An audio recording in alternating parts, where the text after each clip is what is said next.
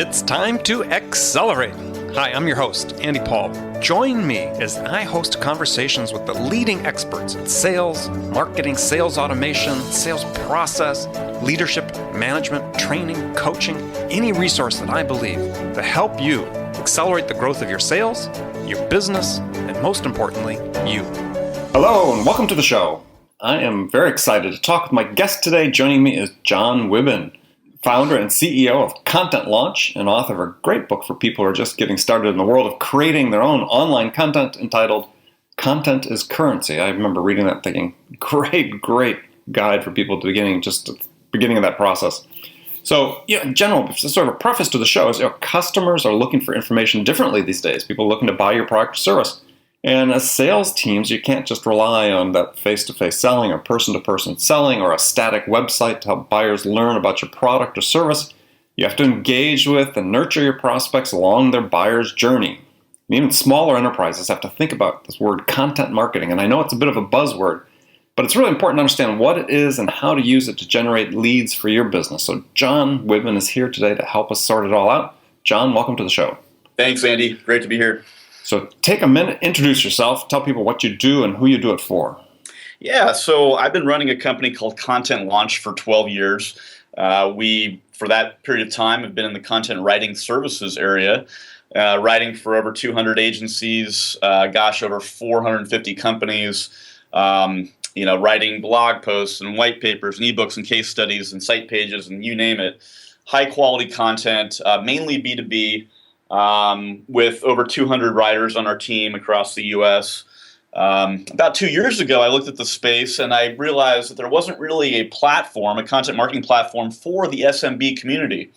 There were others that were geared towards the large enterprise, so we decided to build one for the SMBs, and that content marketing platform is now in beta. We've been in beta for about a year and have had a lot of folks check it out, and we're going to be launching to the world officially in January, it looks like. So, pretty exciting. And I guess for all intents and purposes, I'm sort of a content marketing geek, if you will. All right. Well, nice to label yourself as such. So let's put that geekness to work here and define content marketing. So everybody's read about it. So tell people really what it is, because I think there's still a lot of confusion. I think people mean to say, hey, I write a blog, I'm doing content marketing. Yeah, and I would say it's this. So in business over the last 40 or 50 or 60 years, however you want to call it, we all know what advertising is. It's promoting your product or service with a commercial or a print ad or a billboard. All that is great, and that's all called advertising. That's all sort of in your face. Hey, look at us, look at our fancy products, feature benefit. And you're hoping that folks will look at that ad and go, my God, I got to buy that. I got to check that out. What content marketing is, it sort of turns it on its face and says, okay, I have prospects out there. They want to learn about my products and services. They want to learn about my industry. So you, as Mr. or Mrs. Business Owner, your goal, your job now is to provide them with education, tips, videos, training, tutorials, any kind of content that you think will help them learn more about your industry, your products and services. That's sort of the goal now. And, we're not throwing away advertising. We're just adding this content marketing thing to the promotional mix of your company. So it's using blogs that are educational. It's using videos for like training, It's using webinars. It's using podcasts like yours, Andy. This one here.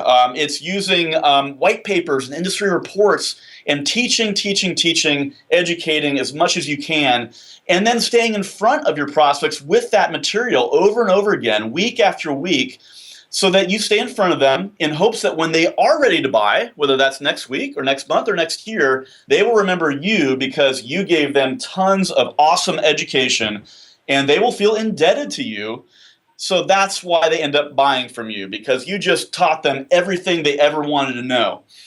So that's a long definition answer to your question, but that's essentially what it is. Yeah, so what people are doing is, obviously, as you talked about, the buyer's journey has changed, and where before advertising was just really piquing the interest, right? That at that point, if you had an interest in a product and service before the internet, if you wanted to go learn about it, you had to go visit a store or pick up a phone and talk. Right. If you're business to business, talk to a salesperson, right. And that was it. Now, obviously, everybody knows today is that people, before they buy, they go online. I mean, almost 100% people go online, research a product or service, whether it's for themselves personally or for a business expense, and educate themselves to a certain degree before they decide to engage. Now, that's not to say that still isn't some outbound prospecting to take place, absolutely. But even at that point, if you're an outbound, if you've been the recipient, let's say, of a cold call, if you're a buyer and somebody first cold called you or sent you an email and it's led to a warm call,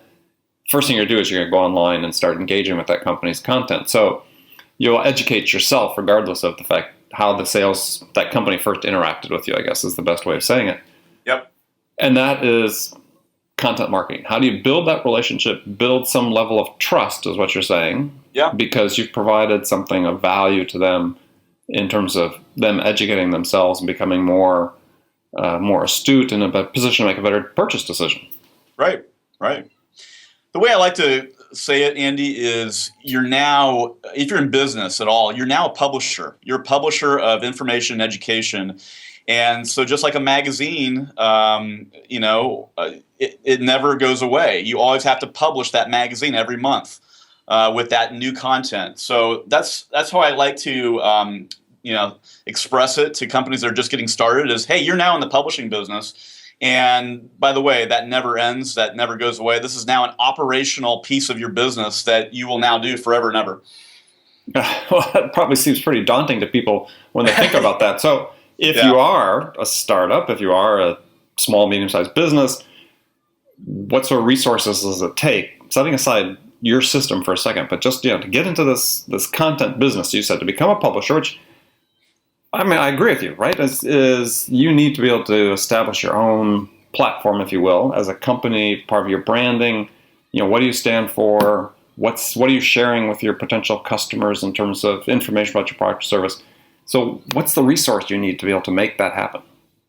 Yeah, and I don't want to scare anybody. I think the idea is that, hey, if you're doing all this content, you're actually going to get some of those prospects and those customers and those folks that are following you in social media, they're going to do some of the marketing for you, right? So you're actually leaning on your users and your audience to share your stuff and to bring other people into the mix and introduce your company to their friends and family and coworkers, et cetera. So that's the beautiful thing about content marketing is, number one, there's an ROI, a very strong ROI associated with it. It costs less, typically almost always, than advertising. It's measurable. And so, that's the idea is you're actually making it easier on yourself in the long term than if you just advertise and that's all you do. So in terms of resources, what you need, really, it's easy to get started. You really need a blog. Okay. If you're a company out there doing business today, you got to have a blog, and the blog serves as the hub for all of your content activities. It's where you publish first. And, very simple to get a WordPress blog set up. You can do it in a week or less. It's not that hard. The hard part really comes in actually, planning and creating the content. And obviously you can get help with that too. You don't have to do it all yourself. So it's important to build an ecosystem around your content program. So get a blog, be on social media, set up your social media profiles, Facebook, LinkedIn, Twitter, YouTube. Start with those, and then maybe look at others after that. Look at your website, see what your content looks like on your website. Take an inventory of your site pages and see what you got there, and ask yourself: is this just feature benefit? Is this just us talking about how great we are as a company, or do we have educational content on our site that's actually going to help people learn and find out more about us? Do you have case studies? Do you have testimonials? Those kind of things are really important to have. So it's not that hard to get started. It's just, you got to put some wheels in motion and get the structure built around it first, and then start, with the planning and creating. So, yeah, it really sounds like the plan comes first, right? So the plan is, if you want to get into content marketing, what are the goals typically of a good content marketing plan? Well, the goals, number one, is understand your audience. Who are they? We talk about the buyer's journey. What are your personas? So let's define persona. So your personas are the people, the groups that you sell to. So for us, we have 3 or 4 different personas. Agencies is one of our personas, right? Because we sell our content services to digital marketing agencies. Okay. So that's a persona. So ask yourself as a business, what are my personas? What kind of customer groups do I have? And that's where you start. And the persona goes a little bit deeper too. It's not just identifying who they are, but also sort of who they are, right? Not just hey, it's this type. It's an agency, but who's that buyer look like inside that agency? Exactly. Yeah. So buying habits, demographics, age, what are their likes, dislikes. Yeah, the whole demographic profile of the audience. Definitely want to know all that. And then, I would say that setting up Google Analytics is a really good idea because you want to measure all this, and this is where you're going to be measuring it. So it's free to set that up, and there's other analytics tools out there, but Google Analytics is the industry standard because it's free and they have a lot of good data in there. Right. So just again, for people that are listening and maybe aren't familiar, it's a piece of code that you can embed on every page of your website that tracks who visits, how long they've stayed there, and so on. Yep. Where they go to next. Yeah, and then I would say to finish answering your question, I would say that understanding what you're going to write about. So what are the important topics that are important to your audience? And I would survey them. I would talk to them. I would look at your competition and see what content they're doing, your competitors. You got to be on par with them or find your niche as compared to them. You want to definitely find a niche there, and then start planning after that. But those are the initial objectives, I would say. Yeah, well, I think you bring out a good point there. Is survey your competition, see what they're doing. Obviously, survey your customers, see what information is important to them that they want to learn about. And this is not just your existing customers, but prospects that you've been talking to, and so on. Yep. And then, set a stake in the ground that is different. Right? I mean, how are you different? Why are customers buying from you as opposed to someone else?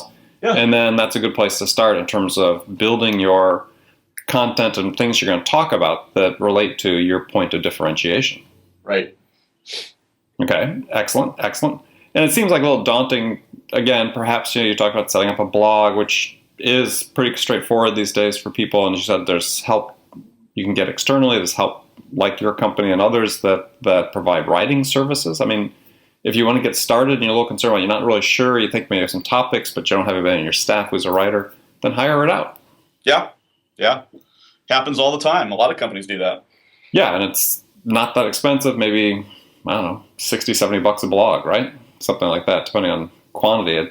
So it doesn't have to be hugely expensive, being the point is you can get started and get some pretty high quality content out there that then, once you start to get sense of it, maybe you can start taking over internally and saying, we're going to be on a schedule. Because the important thing about content is, especially if it's like blogging and so on, is you have a schedule, people begin to count on it, right? If you're providing this good information to your prospects, every Tuesday you blog, make sure you're there every Tuesday.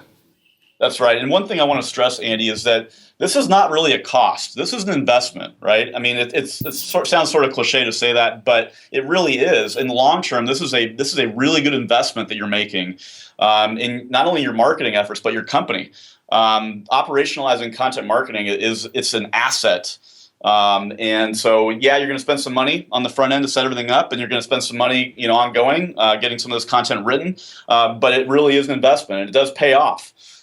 So that's critical. Well, I think you have to look at it from both sides of the coin, which is what's the cost to you if you're not doing it? Right. So if you're in a field that's competitive and you look at your competitors and your competitors are putting out a good high quality blog maybe once or twice a week and they've got new content popping up on LinkedIn and maybe they've got some videos they throw up once or twice a month on YouTube that they're then highlighting that's available either through social media or email to their customer base, then you're at a disadvantage if you're not doing something. So you have to, it's not just a matter of gosh, it's a great thing, sort of nice to have. You need to say that, hey, there's a cost if we're not doing it. Yeah, that's right. And the other thing, too, that's really important to understand is that you're building a database here, and your database is absolute gold to your business. When folks download your ebook or your webinar recording or your white paper on your website and you ask for their name and their email address and maybe their phone number, you're capturing that data, and you keep capturing data on everyone that downloads that stuff, and you now have that data to be used on an ongoing basis so you can email them additional content, right? So it's really important to understand that it's about building this database and then ongoing communicating with those folks every week, every month, ongoing, and making sure that database is up to date as well, ongoing. But I wanted to make that point because a lot of folks think, oh, I'm doing all this content. How am I actually capturing names, and how do I keep in touch with these people? Well, when they fill out a form on your website, that's how you're capturing the data. Yeah, and it's, again, if companies aren't involved in this, it's something that you really need to think seriously about in terms of your plan, and in fact, it's the way that you interact with your prospects to begin to change, and you're kind of doing it through more varied channels instead of just your sales team. Right. This is the way customers expect to learn about products and services, not just from a salesperson, but through content marketing, engaging with a company on a content level. Yep. Okay, we're going to take a short break. Now, before we do, I'm going to pose a hypothetical scenario for you. You're a CEO, you run a company for a long time, entrepreneur. Give you a little scenario to think about, a little bit twist on that. So let's say you're been hired as a sales manager at a company whose sales just haven't been going that well. And the CEO is really anxious for things to turn around. So you need to engineer the sales turnaround. Okay. What would you do in your first week of the job? What two things would you do on your first week in the job that would have the biggest impact? Okay. So think about that during the break. We'll be right back. My guest, Jon Wuebben, CEO of Content Launch. Hi, this is Andy. Connect and Sell is used by sales reps at nearly 1,000 companies, including hundreds of technology startups and several Fortune 500 companies, to overcome the challenges of getting prospects on the phone. Companies using Connect and Sell grow their revenues faster by enabling their sales reps to have more sales conversations in 90 minutes than they could otherwise achieve in an entire week. Connect and Sell can be deployed directly to your sales reps, or you can take advantage of their outbound on-demand service, which delivers qualified prospect meetings scheduled directly on your sales reps' calendars. Visit connectandsell.com to learn more about how Connect and Sell can start filling your pipeline today. Hi, welcome back to the show. I'm Andy with my guest, Jon Wuebben, CEO of Content Launch. So, Jon, before we jump into talking about your new product you'll be releasing in January, posed a scenario to you. New sales manager into a company, needs to do a sales turnaround. What two things would you do in the first week that would have the biggest impact? Great question. So first, I would talk to 20 customers. Not email. I would pick up the phone and talk to 20 of the key customers, at least 20, if you have that many. And talk to them, interview them, find out what is important to them. Why are they a customer of yours? Really get inside their head. That would be first. So understanding who the audience is. And that would take you maybe a couple days, right? But time very well spent. So that'd be number one. Number two, I would actually have a meeting with everybody in the company. It would be an all hands on deck meeting, and we would talk a very serious conversation about the marketing, the sales and marketing efforts for the company, and the direction that we're going to take it. And the important thing about that is you want to get everybody on board. If not on board, you want them to at least understand, because this is a cultural change, not just in the marketing department, but in the entire company. Because a best practice really is to not just have the marketing team and the content writers write content, but have the IT guy write a blog post, have the CEO do a blog post maybe once every few months. Everybody needs to be a part of this content marketing culture of your company. And that is absolutely critical. I don't care if you're a large company, small company, startup, it's got to be part of the culture. So those are the two things I would do. Okay, good answer. Appreciate it. So let's jump back in then. I'll talk about content marketing, specifically talking about, is your product name actually going to be Content Launch? Yeah, it is. Okay, so Content Launch. So been in beta. This is, as I understand, and you'll tell us here, it's a platform for a company to use to sort of be their controller, if you will, of your content marketing program. That's right. So essentially what it is, it's a a hub for all your content activities. So you create the content in our platform, you distribute it, you push it out to all your various channels through our platform. You get measurement and data on that content through our platform. So there are 6 modules: consult, create, collaborate, calendar, promote, and measure. And each of those speak to an important part of the content marketing process. So with collaborate, for example, we give you the tools inside our platform to connect with influencers in your space and bring them into content projects, either as a co-author or a co-promoter, so that you can have more eyes on your content. So give an example of that. Yeah. So, for example, in my space, in the content marketing space, obviously I know a lot of folks like myself who've written books, who speak at conferences. So one thing that I do is I connect with folks like Joe Pulizzi and Lee Oden and Jay Baer, and I ask them if they would be a part of a blog post, for example, or would they help me promote an ebook? 9 times out of 10, they're going to do that because I'm going to do the same thing for them, right? So that's the idea, is helping each other. And the key is, if you partner with thought leaders like that, a lot of them have 50,000, 100,000 followers on Twitter and LinkedIn. So you're getting a lot of bang for your buck, if you will, when you connect with folks like that. So we give you the tools to do that inside Content Launch. So what is that tool? I mean, how does that work? I mean, you just type in a name and you have a database associated with it searches, or how does that work? Yeah, so we partner with Tracker, which is an influencer marketing platform, early on in our beta, and we're now transitioning to another provider that does the same thing. But essentially, what Tracker was is it's an influencer marketing platform that we plug right into their API, and then you can type in a search term or an industry, and then up will pop the top 10 influencers, and then you can connect with them right through our platform and bring them into a project. And then we also give you the ability to connect with your LinkedIn and Twitter followers right inside Content Launch, so you can bring them in too. So that's the collaborate feature. And then on the pushing content out, we connect with 15 different platforms, so WordPress and HubSpot and SlideShare and all the social channels, so you can push your content out to all those places just with the click of a button. So when that blog post is ready, you can push it out instantaneously. It goes out, then we get data back from those content connections and let you know how your content's performing. So we give you a content score, 1 number on each content piece that's sent out. And that's an algorithm that we've developed based on all these data points, likes and shares and tweets and downloads, and we're mashing that together and then spitting back a content score on every content piece that you push out through our system. So that's part of the measurement module. So it's we've gotten a lot of good feedback, and we built it for SMBs, but I will say we've gotten a lot of interest from agencies.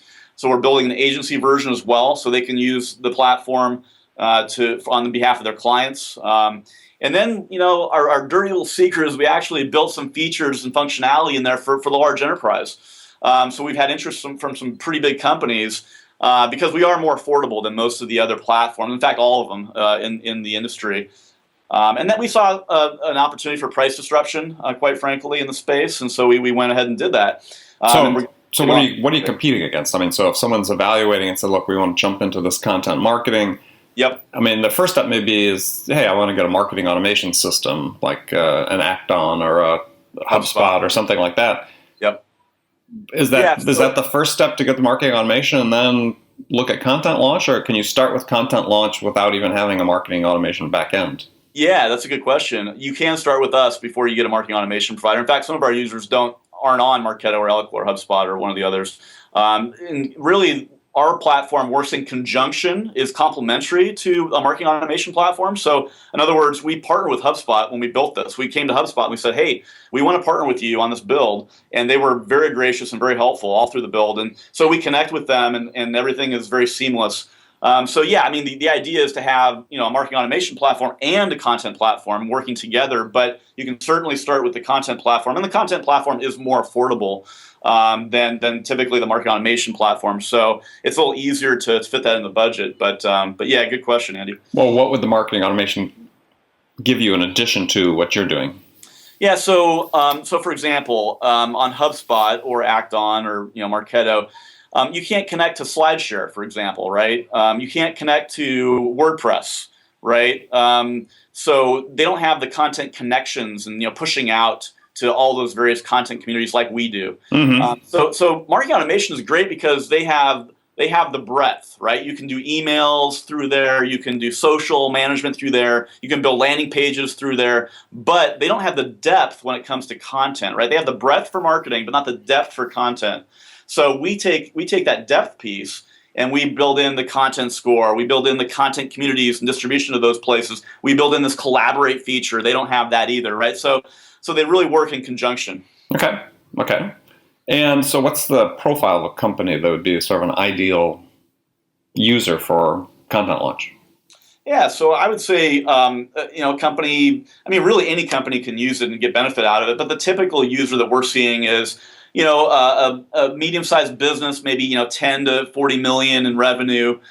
They have a team of maybe 3 or 4 in their marketing department, and they're just taxed. They don't have the time, the resources, the bandwidth to really do all their content. So they're looking for a tool that can really help them save time and save money, and be more effective with their content. So that's a typical kind of user that we're seeing. We're also seeing a lot of agencies. So a small agency maybe doing 5 to 20 million in revenue a year, that maybe have anywhere from 10 to 30 clients, and they want to use Content Launch to manage their content program for their clients. So that's another user we're seeing. Yeah. So, and do you have anything? You didn't talk about the first module, which is the create module. So, is there any sort of aspect in there that helps them, come up with an idea for what they should be writing about? I mean, is there, a tool that says, "Hey, here's some ideas," or how do they create that or face that blank page? That seems to be the So the create module is where that happens, and we're actually building that out as we speak. We need to increase the functionality with that feature, so we're doing that, and that should be up and running here in about 30 days. So what would that do? So essentially, you're going to be able to type in a keyword or an industry, and then or an idea for a content piece, and then it'll spit back the top 10 ideas as it relates to that term that you just put in. So, and then we're also building in a content curation piece so that you can curate content through our platform. Now, we won't have all the bells and whistles of it like a Curata, for example, but we will have that curation piece built in too. So that's being all built as we speak, and hopefully that'll be up and running fairly soon. Well, and the curation, for people maybe aren't up to date with the buzzwords that happen to curation, is that, gosh, you don't have to create everything that you use in your content marketing, and that's really a key piece I think people overlook. Is the great powers of the internet is there is all this information out there. Yep. And you can use tools as simple as setting up Google alerts for specific keywords, and every day Google will send you emails with links to articles and white papers and other things relevant to that keyword you put in. And gosh, then you can just take those. I mean, even as a salesperson myself, I do that. And if there's something that set up Google alerts for a new prospect, let's say, and I might put in a Google alert for their industry, the names of their competitors, and a few other things, and I'll get this email with links from Google, and then I can send an email to the prospect and say, "Hey, I was just thinking about you this morning when I came across this article online about XYZ." Yep. And that's curating content, That's and right. then providing it to them. To them, they don't really care whether you wrote it or not. It's what's the value to them. That's right. Yeah. All right. Well, perfect. Well, good, John. Well, we'll look forward to that, and there'll be information on our website where you can find out more information about Content Launch, as well as John will give you his contact information in just a few minutes. So, now the last part of the show, we do some rapid fire Q&A. You're just going to give me one-word answers, or you can elaborate if you wish. So, you ready? Yeah, ready. All right. First one. What's the most powerful sales tool in your arsenal? Wow. It's hard to pick. I would say my book. Okay. Yep. Content Launch. Yeah, it's a good book. Content Launch. Or excuse me. Content is currency, right? I'm sorry. Content is currency. I can make the mistake. I'm the host. So, name one tool you use today for sales or sales management that you can't live without. HubSpot. HubSpot. Yep. And do you use the CRM package within HubSpot? No, we don't. We use Salesforce. Salesforce, okay. Who's your sales role model?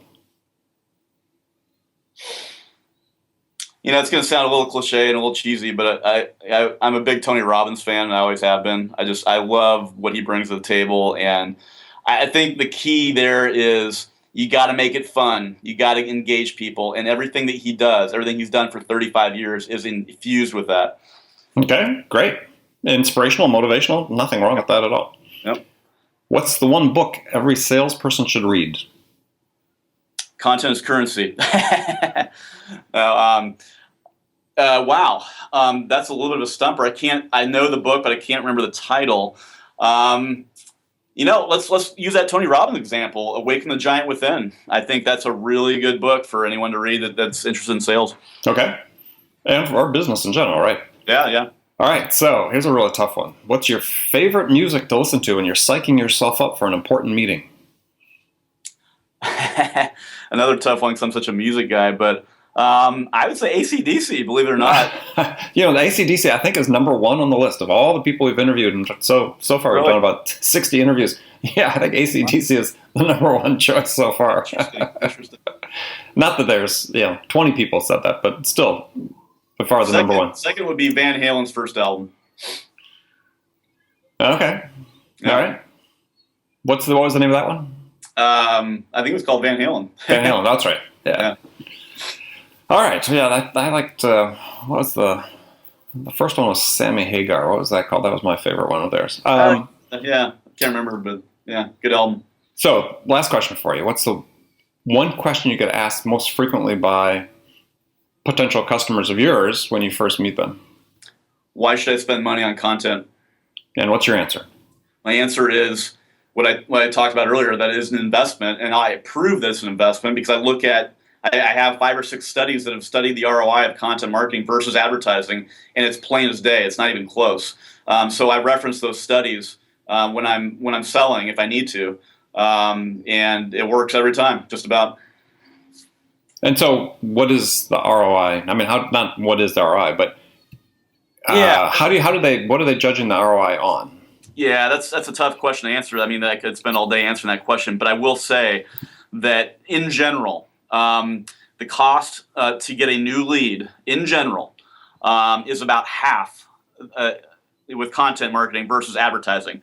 So the number I'm shooting for is it's about $100 on average across all industries, all businesses.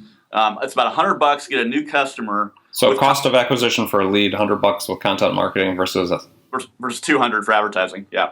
Okay, that's a pretty significant difference for people to look at. Yep. All right. Well, great. Well, I want to thank you for joining me today. My guest has been Jon Wuebben, CEO, founder of Content Launch. Jon, please tell folks how they can find out more about you and your upcoming product. Yeah, so they can go to contentlaunch.com to get a free trial of the software and join our beta. We'll be in beta for another 3 months, approximately. So yeah, go to contentlaunch.com and they can check out my book, Content is Currency, on Amazon. And they can reach me at Jon, Jon, at contentlaunch.com. Great. Yeah, and I do recommend people read his book. I read it, and before I was just at the beginning of my business in terms of blogging and everything, and it was very, very educational. So remember, friends, make it a part of your day, every day, to deliberately learn something new to help you accelerate your success. Subscribing to this podcast is an easy way to do that. Make sure that you don't miss any of our conversations with top business experts like our guest today, Jon Wuebben, who share their experience and wisdom about how to accelerate the growth of your business. So thanks for joining us, and until next time, this is Andy Paul. Good selling, everyone. Thanks for listening to the show. If you like what you heard and want to make sure you don't miss any upcoming episodes, please subscribe to this podcast on iTunes or Stitcher.com. For more information about today's guest, visit my website at andypaul.com.